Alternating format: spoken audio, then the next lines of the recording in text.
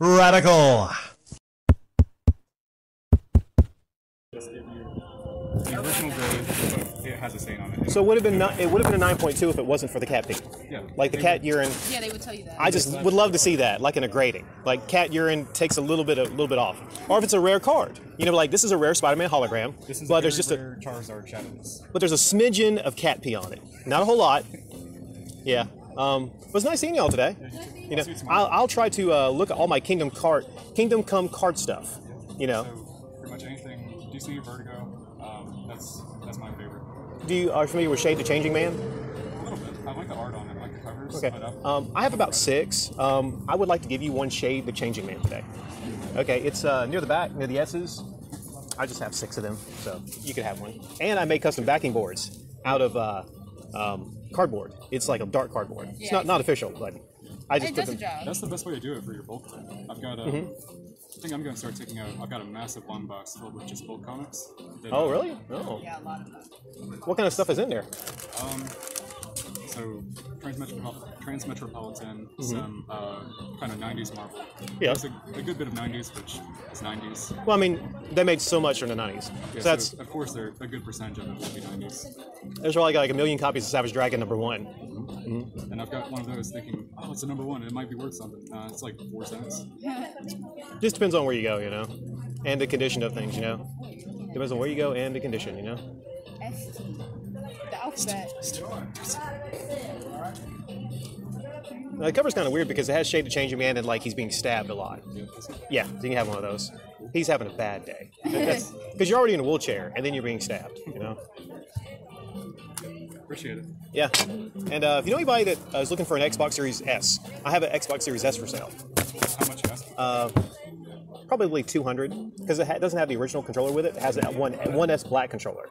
I actually wound up selling the S Series controller while it was on display, and I said, "You girls need a controller? Okay, you can have that." I might sell for 30, and I was thinking like, "Oh crap, will the other one work with it?" All the one S Series controllers and the new ones will, you know, yeah. So that's one. Almost identical. Huh? They're almost identical. Except for the tray that I love, you know, for like fighting games or anything like that. It went from like being terrible and almost useless to like, okay, this disc is really nice and everything. Yeah, but I sold for 200 in the box also, because I'm trying to get me maybe an X Series or a PlayStation 5. I'd definitely get the PS5 to be honest. Well, I'm I a mean, PC guy, but if I had to pick a console, I'd go with it. you know what I don't like about the PlayStation 5? The design. It looks so weird and freaky. And I think you have to like set it on its side or something, and it looks just like so ununiform. But I love the games. God of War, Horizon Zero Dawn. And don't those games, like, they're backward compatible with the PlayStation 4, right? And do they not look better on the PlayStation 5? So they had a graphical update. Okay, so, yeah, if I come across one, I might definitely, like, get it. But I'm mostly an Xbox person, but still, just kind of depends what I see. Microsoft, their games are really not exciting me that much. So, Unless you're into like Halo and racing games. There's and I heard Infinite is a little bit broken. Well, it was when it rolled out. That's what I heard, though. I like the multiplayer, but I didn't pay for the single player because I haven't played any Halo games. Well, the multiplayer is free, right? Yeah, and they turned it into more like a live service. But I mean, I've seen gameplay of it. It looks a lot better than 5. It does in 4. So, It's kind of a return to the roots of like 3 and odds. well, they really want to try it. Right now, they're doing lone wolves, and it's weird. Like I was seeing a video online talking about how they have lone wolves, and in the multiplayer, there's somebody talking with you about how important teamwork is. I'm thinking like, okay, it got back past quality control. You're talking about lone wolves, which is my favorite thing because I like playing it alone. You ever heard of Regicide? Halo 4 Regicide. That was my favorite mode. You get in there, you're basically the spoiler. You kill somebody, you get points, and you become the king when you get the most points. Everybody hated it, but I loved it. And that was one game mode that I was just boss. I was going around meleeing people. I would plasma people.